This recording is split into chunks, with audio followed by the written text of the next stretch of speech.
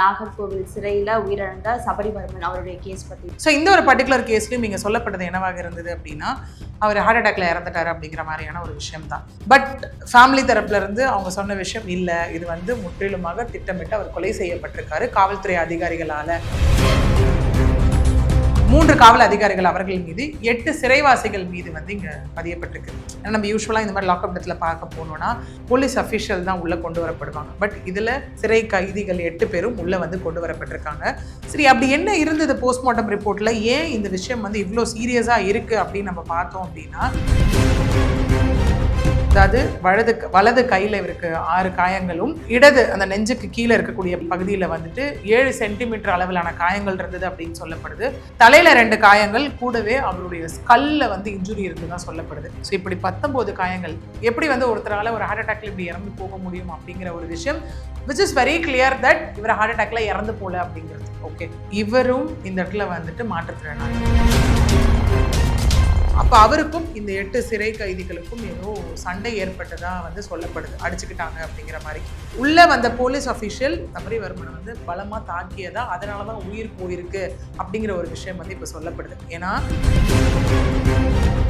அவர் arrest பண்ணி அவரை கூட்டிகிட்டு போகிறாங்க, அந்த கான்செப்ட்ஸ் எல்லாமே அது ஒரு பக்கம். இன்னொரு பக்கம் அவர் அதற்கு முன்னதாகவே வீட்டில் இருக்கவங்க கிட்ட போயிட்டு, இல்லை இந்த மாதிரி போலீஸ் என்கிட்ட லஞ்சம் கேட்குறாங்க, எனக்கு ஏதோ சரியாக படலை அப்படின்னும், லஞ்சம் கேட்டதை நான் வீடியோ எடுத்து வச்சிருக்கேன், அவங்களும் பேசினாங்க திரும்ப. அந்த ஃபோனில் அது ரொம்ப முக்கியமான ஆதாரம், அவனுடைய தம்பியோட ஃபோனில் அது இருக்குன்ற மாதிரி அவங்க அக்காவும் அங்கே பேசியிருந்தாங்க இல்லையா.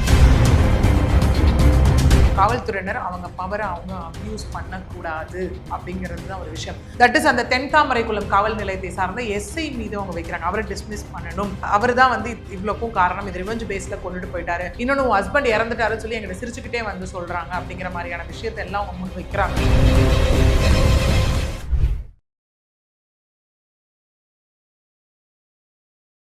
C7 வாய்ஸ் நேயர்களுக்கு வணக்கம். இன்றைய சிறப்பு நேர்காணலில் நம்மோடு இணைந்திருக்கிறார் வழக்கறிஞர் பிரியதர்ஷினி அவர்கள். வணக்கம் மேம். மேம், இப்ப பரபரப்பா பேசக்கூடிய ஒரு வழக்கு அப்படின்னா நாகர்கோவில் சிறையில உயிரிழந்த சபரிவர்மன் அவருடைய கேஸ் பத்தி தான். இப்ப வரைக்கும் வந்திருக்க அப்டேட் என்ன, இன்னும் எத்தனை பேர் இந்த வழக்குல கைது செய்யறதுக்கான வாய்ப்புகள் இருக்கு மேம்? ஸோ எஸ், இது வரைக்கும் இந்த கேஸில் வந்திருக்கக்கூடிய அப்டேட் அப்படின்னு நம்ம பார்க்கணும் அப்படின்னா, ஒரு 3 நாட்களாக பேசப்பட்டு இருக்கக்கூடிய ஒரு விஷயம் இல்லையா. அதாவது திங்கட்கிழமை காலையில் 13ஆம் தேதி இந்த மாதிரி இறந்துட்டார் அப்படின்னு சொல்லும் போது, யூஸ்வலாக இந்த மாதிரி லாக்அப் டெத் கேஸ்லலாம் போலீஸார் தரப்புலேருந்து சொல்லக்கூடியது என்ன அப்படின்னா, ஹார்ட் அட்டாக்கு, மூச்சு திணறி இறந்துட்டாங்க, இந்த மாதிரியான ஒரு கான்செப்ட்ஸ் தான் அவங்க எடுத்து வைக்கக்கூடிய ஒன்றாக இருந்ததை நம்ம பார்க்க முடிஞ்சுது. ஸோ இந்த ஒரு பர்டிகுலர் கேஸ்லையும் இங்கே சொல்லப்பட்டது என்னவாக இருந்தது அப்படின்னா, அவர் ஹார்ட் அட்டாக்ல இறந்துட்டாரு அப்படிங்கிற மாதிரியான ஒரு விஷயம் தான். பட் ஃபேமிலி தரப்புல இருந்து அவங்க சொன்ன விஷயம் இல்லை, இது வந்து முற்றிலுமாக திட்டமிட்டு அவர் கொலை செய்யப்பட்டிருக்காரு காவல்துறை அதிகாரிகளால அப்படின்னு சொல்லி அவங்க ஃபேமிலி தரப்புல இருந்து சொல்லப்பட்ட ஒரு விஷயமாக தான் இங்கே இருந்தது. ஸோ அதனுடைய விளைவாக இந்த பர்டிகுலர் கேஸில் போஸ்ட்மார்ட்டம் ரிப்போர்ட் அப்படிங்கிறது அகெயின் ஒரு பெரிய ரோல் வந்து பிளே பண்ணியிருக்கு. That is scientific evidence. எல்லா கேஸ்லையும் இந்த மாதிரி சந்தேக மரணம் அப்படின்னு பதியப்பட்ட வழக்கில் எல்லாமே போஸ்ட்மார்ட்டம் ரிப்போர்ட் அப்படிங்கிறது ரொம்ப பெரிய பங்கு வகிக்கிறத நம்ம தொடர்ந்து பேசிக்கிட்டு தான் இருக்கோம் இல்லையா. ஸோ இந்த ஒரு கேஸ்லையும் இது சந்தேக மரணத்திலிருந்து கொலை வழக்காக, தட் இஸ் கஸ்டோடியல் டெத் ஒரு லாக்அப் டெத்தாக மாற்றப்பட்டதுக்கும் 7 செக்ஷன்ஸ் இங்கே வந்து ரெஜிஸ்டர் 7 செக்ஷன்ஸ் இங்கே வந்து பதியப்பட்டிருக்கு. ஒரு 3 காவல் அதிகாரிகள் அவர்கள் மீது, ஒரு 3 காவல் அதிகாரிகள் அவர்கள் மீது, 8 சிறைவாசிகள் மீது வந்து இங்கே பதியப்பட்டிருக்கு. ஏன்னா நம்ம யூஸ்வலாக இந்த மாதிரி லாக்அப் இடத்துல பார்க்க போனோம்னா போலீஸ் அஃபிஷியல் தான் உள்ளே கொண்டு வரப்படுவாங்க. பட் இதில் சிறை கைதிகள் 8 பேரும் உள்ளே வந்து கொண்டு வரப்பட்டிருக்காங்க. சரி, அப்படி என்ன இருந்தது போஸ்ட்மார்ட்டம் ரிப்போர்ட்டில், ஏன் இந்த விஷயம் வந்து இவ்வளோ சீரியஸாக இருக்குது அப்படின்னு நம்ம பார்த்தோம் அப்படின்னா, இந்த போஸ்ட்மார்ட்டம் ரிப்போர்ட்டில் சொல்லப்பட்ட விஷயம் உடல் முழுக்க 19 காயங்கள் இருந்ததாக சொல்லப்படுது. இன்னொன்று, இவரும் இந்த இடத்துல வந்துட்டு மாற்றுத்திறனாளி. அது வந்து இன்னும் பெரிய தாக்கத்தை ஏற்படுத்திய ஒரு விஷயமாக இருக்கு. அதாவது வலது கையில் இருக்கு 6 காயங்களும், இடது அந்த நெஞ்சுக்கு கீழே இருக்கக்கூடிய பகுதியில் வந்துட்டு 7 சென்டிமீட்டர் அளவிலான காயங்கள் இருந்தது அப்படின்னு சொல்லப்படுது. தலையில 2 காயங்கள், கூடவே அவருடைய ஸ்கல்ல வந்து இன்ஜுரி இருந்துதான் சொல்லப்படுது.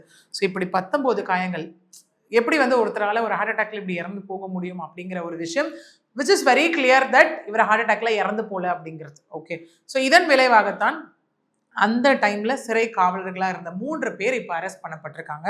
அதாவது முதன்மை வார்டனாக இருந்த சிவகுமார், ஜெகன், அப்புறம் திருமலை நம்பி, சுரேஷ் அப்படிங்கிற 3 பேர் அரெஸ்ட் பண்ணது மட்டும் இல்லாமல் இந்த இடத்துல சஸ்பெண்டும் இங்க பண்ணப்பட்டிருக்காங்க. அதற்கூடவே ஒரு 8 சிறை கைதிகளும் இங்க வந்து அரெஸ்ட் பண்ணப்பட்டிருக்காங்க. அதாவது நீண்ட நாள் கைதிகளா அந்த சேம் டிஸ்ட்ரிக்ட் ஜெயிலில், நாகர்கோவில் டிஸ்ட்ரிக்ட் ஜெயிலில் இருந்தவங்க விஷ்ணு, சாரதி, ஜெகன், பெருமாள், சரத், சேதுராம், அஜித் அண்ட் அரவிந்த், இவங்க 8 பேரும் இப்போ நம்ம பேசக்கூடிய இந்த டைம்ல கொஞ்ச நேரத்துக்கு முன்னாடி வந்த அப்டேட் என்னவாக இருக்கு அப்படின்னா 13ஆம் தேதி இவர் இறந்துட்டாருன்ற ஒரு விஷயம் தெரிய வருது.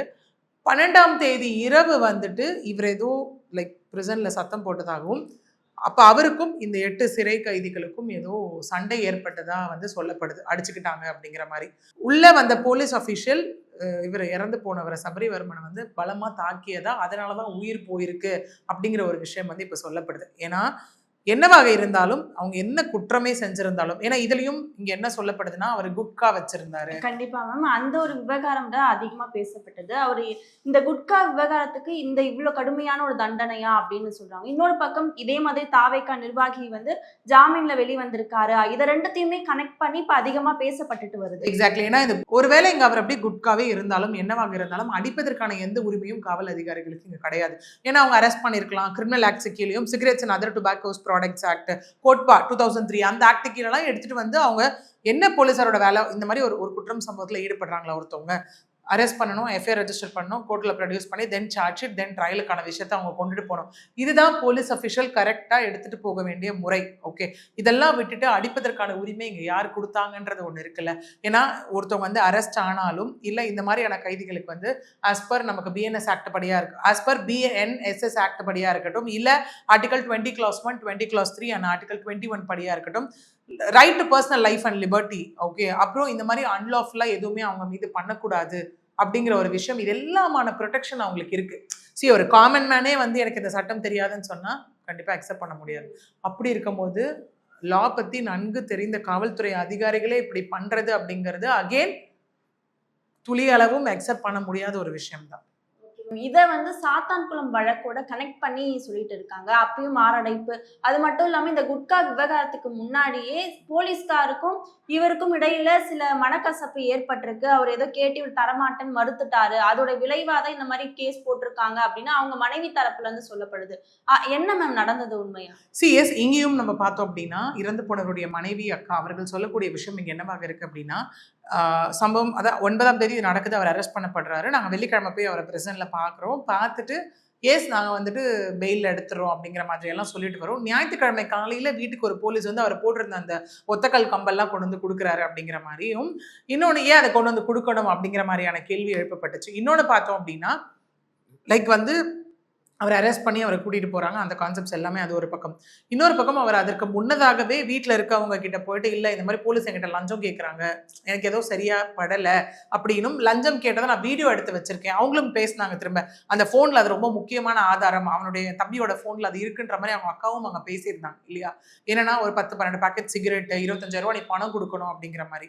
முதல்ல என்ன சொல்லியிருந்தாங்கன்னு அவங்க ஒய்ஃபும் அங்கே சொல்லியிருந்தாங்கன்னா, எங்களை வந்து கடைக்குள்ள வச்சு விற்காதீங்கன்னாங்க, அப்புறம் வெளியில வச்சு விற்கக்கூடாதுன்னாங்க, அப்புறம் பணம் கேட்டாங்க. விச் மீன்ஸ் அவங்க விற்க சொல்றாங்களா இல்லை விற்க வேணான்னு சொல்றாங்களா? அகெயின் அது வந்து தடை செய்யப்பட்ட ஒன்றா இருந்திருந்தா ஆக்ஷன் ப்ராப்பராக தான் எடுத்திருக்கணும். அதுக்கு அடிக்கிறதோ இல்லை போய் லஞ்சம் கேட்கறதோ, அப்போ லஞ்சம்னா அப்போ என்ன, நீ அப்போ எனக்கு கொடு நான் உன்னை விட்டுறேன் அப்படிங்கிற கான்செப்டான்னு தெரியல இல்லையா. ஏன்னா அவங்க வீட்லேயும் இங்கே சொல்லக்கூடிய விஷயம் என்னவாக இருக்கு அப்படின்னா, அது வந்து அவரோட பர்சனல் யூஸ்க்காக வச்சிருந்தாரு. ஏன்னா நம்ம இந்த என்டிபிஎஸ் ஆக்டோ இல்லை இந்த கோட்பா ஆக்ட் எல்லாம் நம்ம எடுத்துக்கிட்டோம்னா லைக் மில்லிகிராம்ஸ் ஒரு கிராம்ஸ் அந்த மாதிரி போகும்போது அது கமர்ஷியல் குவான்டிட்டியா ஸ்மால் குவான்டிட்டி அப்படின்னு டிசைட் பண்ணக்கூடிய ஃபேக்டர்ஸ் எல்லாமே அந்த இடத்துல இருந்தது. Okay, at the end of the day நம்ம திரும்ப சொல்லக்கூடிய ஒரு விஷயம் என்ன அப்படின்னா, என்ன தவறு செய்திருந்தாலும் அவர்களை நடத்தும் முறை இது கிடையாது, அவர்களை கொலை செய்யலாம் அப்படிங்கிற ஒரு கான்செப்ட் எங்கேயுமே லால சொல்லப்படாத ஒரு விஷயம். இந்த சாத்தான்குளம் வழக்கே இதையும் கனெக்ட் பண்றாங்களா மேம்? எந்த இதுல வந்து இது கனெக்ட் சாத்தான்குளமா இருக்கட்டும், இல்ல அதுக்கப்புறம் நடந்த அஜித் கொலை வழக்கா இருக்கட்டும், இல்ல ரீசெண்டா நடந்த ஆகாஷ் கொலை வழக்கா வரைக்கும் இருக்கட்டும், அது எல்லாத்துலயுமே வந்துட்டு போலீஸார் வந்து ஒரு பெரிய ஒரு புட்டப்பான ஒரு விஷயத்தை கொண்டு வந்ததை நம்மளால பார்க்க முடியுது. ஏன்னா ஜெயராஜ் பனிக்ஸ் வழக்கிலையும் நீதிமன்றம் திரும்ப கேட்ட ஒரு விஷயம், கொஞ்ச நேரம் கடையை எக்ஸ்ட்ரா திறந்து வச்சுட்டாங்கன்றதுக்காக ஒருத்தவங்களை கொல்லுவீங்களான்ற மாதிரி எல்லாம், 2 பேரை நீங்க கொண்டுட்டீங்கன்ற மாதிரி எல்லாம் நீதிபதி அவர்களை நோக்கி கேள்விகள் அங்க வந்து எழுப்பியிருந்தாங்க இல்லையா. அங்கேயும் ஒரு விஷயம் சொல்லப்பட்டது, கடை திறந்து வைத்தது அப்படிங்கிற ஒரு கான்செப்டை தாண்டி மொபைல்லாம் கேட்டாங்க, கொடுக்கல, அந்த ரிவெஞ்ச்னால இப்படி பண்ணிட்டாங்க அப்படிங்கிற மாதிரியான கான்செப்ட்ஸ் அங்கேயுமே சொல்லப்பட்டது ஒன்று. அதே அஜித்குமார் வழக்கில் இன்னைய வரைக்கும் அந்த நகைக்கான ஒரு விடையே நமக்கு தெரியல. கம்ப்ளைண்ட் கொடுத்தவங்களே விட்ரா பண்ணிட்டாங்க இல்லையா. அடுத்தது வந்து நம்ம பார்த்தா ஆகாஷ் கொலை வழக்குலையும் பார்த்தோன்னா இவர் வந்து ஒரு சாராயம் வந்து வித்துட்டாரு அப்படிங்கிற மாதிரி அடிச்சு கொலை செய்ய வேண்டிய அவசியம் இங்கே கிடையாது. என்னவா இருந்தாலும் இங்கே காவல்துறையினர் அவங்க பவரை அவங்க அப்யூஸ் பண்ணக்கூடாது அப்படிங்கிறது தான் ஒரு விஷயம்.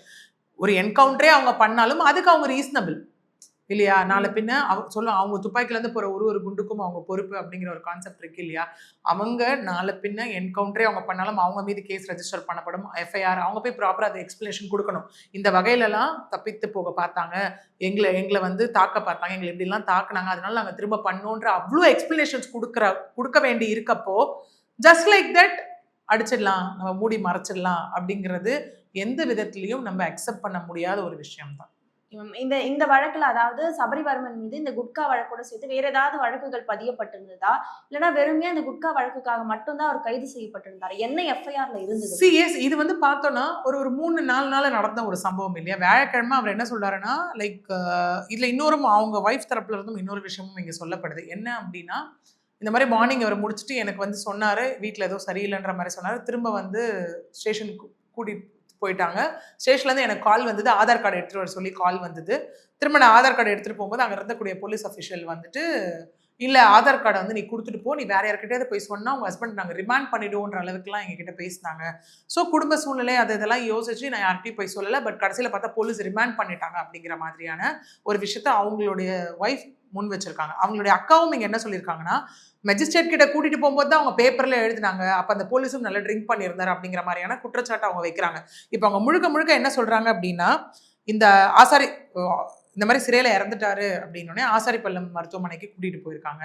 அங்கேயும் அவங்க ஒரு அலிகேஷன் வைக்கிறாங்க, எங்ககிட்ட சைன் வாங்காமையே அனாதன்னு சொல்லிலாம் போஸ்ட்மார்ட்டம்க்கு சைன் ரெடி பண்ணிட்டாங்க அப்படிங்கிற மாதிரி அவங்க வைக்கிறாங்க. இன்னொன்று அவங்க மெயினாக வைக்கக்கூடிய குற்றச்சாட்டும் இன்னொருத்தர் மீது அவங்க ஒரு டிமாண்ட் வைக்கிறாங்க. என்ன அப்படின்னா தட் இஸ் அந்த தென்தாமரைக்குளம் காவல் நிலையத்தை சார்ந்த எஸ்ஐ மீது அவங்க வைக்கிறாங்க, அவரை டிஸ்மிஸ் பண்ணணும், அவர் தான் வந்து இவ்வளோக்கும் காரணம், இது ரிவெஞ்ச் பேஸ்ல கொண்டுட்டு போயிட்டாரு, இன்னொன்று உன் ஹஸ்பண்ட் இறந்துட்டாருன்னு சொல்லி எங்களை சிரிச்சுக்கிட்டே வந்து சொல்றாங்க அப்படிங்கிற மாதிரியான விஷயத்தை எல்லாம் அவங்க முன் வைக்கிறாங்க. ஓகே, இதுல இன்னொரு சில கேள்விகளும் நம்ம இந்த இடத்துல பார்க்கணும். என்னன்னா முதல்ல யார் ஒருத்தருமே சிறையில இறந்துட்டாங்க இல்லை ஏதாவது அவங்களுக்கு மெடிக்கல் இஷ்யூஸ் இருந்ததுன்னா அங்க இருக்கக்கூடிய லோக்கல் டாக்டர்ஸ் செக் பண்ணணும் இங்க அது நடந்ததான்றது ஒண்ணு. ஓகே, இன்னொன்னு சிறைக்குள்ள எந்த சம்பவம் நடந்தாலும் அது அந்த ஜெயிலருக்கோ இல்லை சூப்பரண்டென்ட்க்கோ வந்து இன்ஃபர்மேஷன் கொடுக்கணும், அது இங்க கொடுத்தாங்களா அப்படிங்கிற ஒரு விஷயம் இருக்கு. இவ்வளோ கேள்விகளுக்கான விடை நமக்கு இனிமே அடுத்தடுத்த கட்ட இன்வெஸ்டிகேஷன்ல தான் நமக்கு வந்து தெரிய வரப்போற ஒரு விஷயமாகவே இருக்கு. பட் ஃபேமிலி முற்றிலுமாக சொல்லக்கூடிய ஒரு விஷயம், லஞ்சம் கேட்டு கொடுக்காததுனால ரிவெஞ்ச் எடுத்து காவல்துறையினர் இப்படி பண்ணிட்டாங்க அப்படிங்கிறது தான் அவங்க வைக்கக்கூடிய அலிகேஷன்.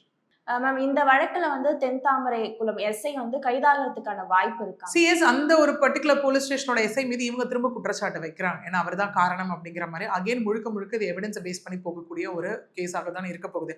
அதுவும் ப்ரூவ் ஆகிற பட்சத்தில், ஏன்னா இந்த ஒரு பர்டிகுலர் கேஸ்ல நம்ம பார்த்துக்கலாம் போலீஸ் அஃபிஷியல் இப்படியும் இருக்காங்க, இன்னொரு பக்கம் அந்த மாவட்ட எஸ்பி ஸ்டாலின் அவர்களும் இவங்களுக்கு என்ன பண்ணணுமோ அதை மனசாட்சியோட வந்து பண்ணிட்டு இருக்கக்கூடியதை நம்மளால பார்க்க முடியுது. அவங்க ஃபேமிலி மெம்பர்ஸே இங்க பேசும்போது அவங்க அக்காவே சொன்னதை நம்மளால பார்க்க முடிஞ்சது. என்னன்னா நீங்க வந்து உங்க உரிமைக்காக நீங்க போராடுறீங்க, அதை நாங்க எந்த விதத்திலையும் டிஸ்டர்ப் பண்ண மாட்டோம் அப்படின்னு அவங்க சொன்னது எல்லாமே இங்க நம்மளால பார்க்க முடிஞ்சது இல்லையா. அப்படி இருக்கும்போது ஒருவேளை இது அடுத்தடுத்த கட்டத்தில் ப்ரூவ் ஆகிற பட்சத்தில் இது ரிவெஞ்சுக்காக தான் இந்த மாதிரியான ஒரு எவிடன்ஸ் ஏதாவது சிக்கிற பட்சத்தில் ஒரு ஃபோன்ல இருந்து லஞ்சம் கேட்டதாகனா கண்டிப்பாக அவரும் இந்த கேஸ்க்குள்ள கொண்டு வரப்படுறதுக்கான வாய்ப்புகள் ரொம்பவே அதிகம் தான். கடந்த கேஸ் இந்த மாதிரியான வழக்குகள் வரும்பொழுது இது சிபிசிஐடிக்கு மாற்றணும், சிபிஐக்கு மாற்றணும், நிறைய வந்து கோரிக்கைகள் முன்வைப்பாங்க. இப்ப இந்த வழக்கும் அந்த மாதிரி மாற்றத்துக்கான வாய்ப்பு இருக்காங்க. இந்த மாதிரி போலீஸ்னால நடக்கக்கூடிய அட்ராசிட்டிஸை எப்பவுமே பாதிக்கப்பட்டவர்கள் வந்து ஒரு பெரிய விஷயத்த முன்னெடுத்து வைப்பாங்க. போலீஸே இதை பண்ணிட்டாங்க, திரும்ப லோக்கல் போலீஸே விசாரிக்க கூடாது, எங்களுக்கு வந்து நம்பிக்கை கிடையாது அப்படிங்கிற ஒரு விஷயத்த வந்து முன்னெடுத்து வைக்கக்கூடியதை நம்மளால பார்க்க முடியும் இல்லையா. அதே மாதிரி இந்த ஒரு பர்டிகுலர் இதுக்கு முன்னாடி நடந்த சாத்தான்குளம் வழக்காக இருக்கட்டும், இல்லை அதுக்கப்புறம் நடந்த அஜித்குமார் கொலை வழக்காக இருக்கட்டும், இல்லை அதுக்கப்புறம் நடந்த ஆகாஷ் கொலை வழக்காக இருக்கட்டும், மேக்ஸிமம் இந்த மாதிரி கஸ்டோடியல் டெத் எல்லாமே நம்ம பார்த்தோம்னா சிபிசிஐடி இல்லை சிபிஐ அவர்களால் கையில் எடுக்கப்பட்டு விசாரணையானது நடத்தப்பட்டதை நம்மளால பார்க்க முடிஞ்சுது. இதுலையும் ஒரு வேலை போலீஸார் வந்து ப்ராப்பராக இன்வெஸ்டிகேட் பண்ணலை அப்படிங்கிற ஒரு விஷயம் வரும் பட்சத்தில் போகிறதுக்கான ஒரு விஷயத்த நம்ம எக்ஸ்பெக்ட் பண்ணலாம் இல்லையா? சில கேசஸ்லாம் நம்மளே பார்ப்போம், சிபிஐ சிபிசிஐடி எல்லாம் கேட்கும்போது நீதிமன்றம் உள்ள வந்து இல்ல விசாரணை கரெக்டான கோணத்துல தான் போயிட்டு இருக்கு அப்படின்னு சொல்லக்கூடிய அங்க சில கேசஸும் அந்த இடத்துல இருக்கு. ஸோ ஃபர்தர் அடுத்தடுத்த ப்ராசஸ் அடுத்தடுத்த இன்வெஸ்டிகேஷன் வைத்து மட்டும்தான் நம்ம அந்த மாதிரியான ஒரு விஷயம் நடக்குமா அப்படிங்கறத நம்மளால சொல்ல முடியும். கண்டிப்பாமா. இப்ப இருக்கிற காலகட்டத்துல இந்த மாதிரி லாக்அப் டெத்ன்றது ஒரு தொடர்கதையாவே இருக்கு. நம்ம ஒவ்வொரு முறையும் இது நடக்கும்போது இதை நிறுத்திடணும், இதை தடுக்கணும் அப்படின்னு நிறைய விஷயம் பேசினாலும் அது தொடர்ச்சியா நடக்கும்போது இதை கடுமையா தடுக்கிறதுக்கான ஒரு சாராம்சம் இல்ல சட்ட ரீதியான ஒரு நடவடிக்கைகள்னா என்ன எடுக்கிறதுக்கான வாய்ப்பு இருக்குங்க? என்ன எடுக்கிறதுக்கான வாய்ப்புன்றதை தாண்டி என்னெல்லாம் நம்ம பண்ணலாம் அப்படிங்கிற ஒரு விஷயம் இருக்கு இல்லையா? ஏன்னா இது ஒரு வாட்டியும் இந்த ஜட்மெண்ட்ஸ் எல்லாம் கொடுக்கும் போது நம்ம நிறைய இஷ்யூஸ் பத்தி நம்ம பேசும்போது நம்ம பேசினது தான். சட்டங்களும் தண்டனைகளும் கடுமையாகத்தான் இருக்கு. பட் அதை பார்க்கும்போது யார்கிட்ட மாற்றம் வரணுமோ அது வரவே இல்லை அப்படின்னும் போது அப்ப நம்ம என்ன பண்ணணும்னா சில விஷயத்தை எஃபெக்டிவா இம்ப்ளிமெண்ட் பண்ணணும். இன்னமும் இந்த பிரசன்ட்ல இந்த மாதிரி சில சம்பவங்கள் நடந்துகிட்டு தான் இருக்கக்கூடியது நம்மளும் பார்த்துக்கிட்டு தான் இருக்கும். That is like day to day பேசிஸ்ல இல்லையா? அப்படி இருக்கும்போது கண்டிப்பாக இங்க அந்த ஒரு மானிட்டரிங் ஒரு ஆஸ்பெக்ட் கொண்டு வரப்படணும். ஓகே, ஏன்னா இப்போ சிறைத்துறை அதிகாரிகள் இருக்காங்க இல்லை சிறைத்துறை இருக்கு அப்படின்னா அந்த பிரசன்ட் டிபார்ட்மெண்ட்டை கண்டிப்பா நான் அஃபிஷியல் விசிட்டர்ஸ் அப்படின்ற மாதிரி யாராவது ஒரு மானிட்டரிங் டீமோ கமிட்டியோ உள்ள போடணும். அவங்க வந்து இந்த டைம்லி பேசிஸ்ல ஸ்க்ரூட்டனைஸ் பண்றதா இருக்கட்டும், இல்லை ஸ்க்ரூட்டனைஸ் பண்ணி திரும்ப கவர்மெண்ட்டுக்கோ இல்லை இந்த பிரிசனோட பர்டிகுலர் மினிஸ்ட்ரிக்கோ போயிட்டு அவங்க ரிப்போர்ட் சப்மிட் பண்றதா இருக்கட்டும். இந்த மாதிரிலாம் பண்ணும்போது அவங்களுக்கும் ஒரு பயம் இருக்கும் இல்லையா? நம்மள வந்து மானிட்டர் பண்ணிட்டு இருக்காங்க, நம்ம என்ன வேலை பண்ணோன்றத ரிப்போர்ட்ஸ் வந்து போய்கிட்டு இருக்கு அப்படிங்கிற ஒரு விஷயம் எஃபெக்டிவ் இம்ப்ளிமெண்டேஷன் இருக்கிற பட்சத்துல இந்த மாதிரியான ஒரு விஷயங்கள் வந்து இல்லாமல் போறதுக்கான வாய்ப்புகள் இருக்கு.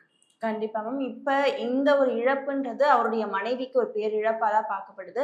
அவங்களுக்கு அரசு வேலை கொடுக்கணும் அப்படின்னு ஒரு தரப்புல இருந்து சொல்லிட்டு இருக்காங்க. என்னன்னா கரூர் விஷயத்துல உயிரிழந்தவங்களுக்கு அரசு வேலை கொடுக்கும்போது இவங்களுக்கும் கொடுக்கலாம் அப்படின்ற ஒரு கோரிக்கையை முன்வைக்கிறாங்க. சோ இதுக்கான சாத்தியக்கூறும் தமிழ்நாட்டு அரசியல்ல இருக்குன்னு எடுத்துக்கலாம். எஸ், கண்டிப்பாக இங்க என்ன சொல்லப்படுது திரும்ப அப்படின்னா அவங்க வந்து படிக்காதவங்க கிடையாது, அவங்க படிச்சவங்க. அந்த இடத்துல பிஎஸ்சி டிகிரி ஹோல்டரா அப்படின்னும் போது ஏன்னா இவர் தான் குடும்பத்தை காப்பாற்றக்கூடிய இடத்துல இருந்தவரே இப்ப தவறிட்டாரு அப்படிங்கிற ஒரு பட்சத்துல ஒரு குழந்தையும் 5 வயது குழந்தையும் இங்க இருக்காங்க. அதெல்லாம் வைத்து கண்டிப்பாக இவங்களுக்கு ஒரு அரசு வேலை கொடுக்கணும் அப்படிங்கிற ஒரு விஷயம் வந்து இங்க சொல்லப்படுது. மேபி இது கண்டிப்பா கன்சிடர் பண்ணுவாங்க அப்படிங்கிறதா விஷயம். இந்த மாதிரி ஒரு சம்பவம் நடக்கும் போது பாதிக்கப்பட்டவர்களுக்கு ஒரு காம்பன்சேஷனும் ஓகே அடுத்த கட்ட ஒரு ஏன்னா இது வந்துட்டு எப்படின்னா யாராலையும் ஒரு காமன் மேனுக்கு நடந்தது கிடையாது இல்ல. ஒரு அரசு அதிகாரிகள் அவங்க பவர் அபியூஸ் பண்ணதுனால நடந்த ஒரு விஷயமா இருக்கு இல்லையா? அப்ப கண்டிப்பாக ஐ திங்க் அவங்களுடைய அந்த கோரிக்கை கன்சிடர் பண்ணுவதற்கான வாய்ப்புகளும் இங்க ரொம்ப அதிகமாவே இருக்கு. கடைசியா இறுதி கேள்வி, இன்னும் என்ன மாதிரியான நடவடிக்கைகள் இந்த வழக்கில் எடுக்கிறதுக்கான வாய்ப்பு இருக்கு? முழுக்க அது இன்வெஸ்டிகேஷன் பேஸ் பண்ணதான். ஏன்னா முதல்ல நான் சொன்ன மாதிரி சந்தேக மரணமாக இருந்தது. போஸ்ட்மார்ட்டம் ரிப்போர்ட்டை வைத்து சயின்டிஃபிக் எவிடன்ஸை வைத்து அடுத்த கட்டமாக இது கொலை வழக்காக which means is custodial lockup death அப்படிங்கிற ஒரு விஷயத்தை நோக்கி இப்போ வந்துட்டு நமக்கு ஒரு 7 செக்ஷன்ஸ் கீழே இங்கே வந்து எஃப்ஐஆர் ஆனது ரெஜிஸ்டர் பண்ணப்பட்டிருக்கு. Section 191 clause 2, section 296 clause B, section 115 clause 2, section 118, 103 clause 1, section 61 clause 2, section 238. இதெல்லாம் என்னன்னா கிரிமினல் கான்ஸ்பைரசி, கூட்டாக சேர்ந்து ஒரு செயல் பண்றது, டேஞ்சரஸ் வெப்பன்ஸ் வச்சு தாக்குறது, ஒருத்தவங்களை வந்துட்டு ஃபோர்ஸோ இல்லை வயலன்ஸோ ஒருத்தவங்க மேலே யூஸ் பண்றது, மர்டருக்கான செக்ஷனு. ஓகே, இன்னொன்று இன்டென்ஷனலா ஒருத்தவங்க ஒரு எவிடன்ஸை டிஸ்ட்ராக்ட் பண்றது, இந்த மாதிரியான செக்ஷன்ஸ் தான் போடப்பட்டிருக்கு. இதிலே உச்சபட்ச தண்டனையாக life imprisonment to death penalty ஆனது வந்து இங்க கண்டிப்பாக வழங்கப்படும். இதுதான் எஃப்ஐஆர்ல போடப்பட்ட செக்ஷன் சொல்லக்கூடிய ஒரு விஷயம். அடுத்தடுத்த கட்டமாக இன்வெஸ்டிகேஷன்ஸை பொறுத்து இந்த 8 பேர் + 3 பேர் தானா இல்லை இதுல இன்னும் வேற யாராவது சம்பந்தப்பட்டவர்கள் இருக்கிறார்களா அப்படிங்கிறது எல்லாமே வைத்து அடுத்தடுத்த கட்ட இன்வெஸ்டிகேஷனானது இதுல மூவ் ஆக போகுது. இந்த 8 பேருன்றது வந்து சிறை கைதிகளா இருந்தவங்க. இவங்களுக்கும் ஏற்கனவே சபரிவர்மனுக்கும் இடையில ஏதாவது தகராறு இருந்ததா? அது அடிப்படையில இது நடந்ததா?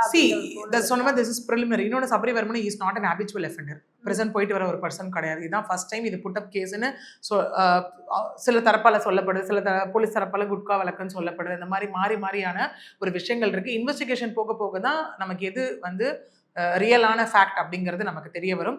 அகெயின் ஏன் இந்த 8 பேர் இதுக்குள்ள வந்தாங்க, என்ன அப்படி அவங்களுக்குள்ள நடந்தது அப்படிங்கிறது எல்லாமே நமக்கு அடுத்தடுத்த கட்ட இன்வெஸ்டிகேஷன்ல தான் ரிவீல் ஆக போற ஒரு விஷயமா இருக்கு. Okay ma'am. தொடர்ந்து பல்வேறு தகவல்களை பகிர்ந்து கொண்டதுக்கு நன்றி மேம்.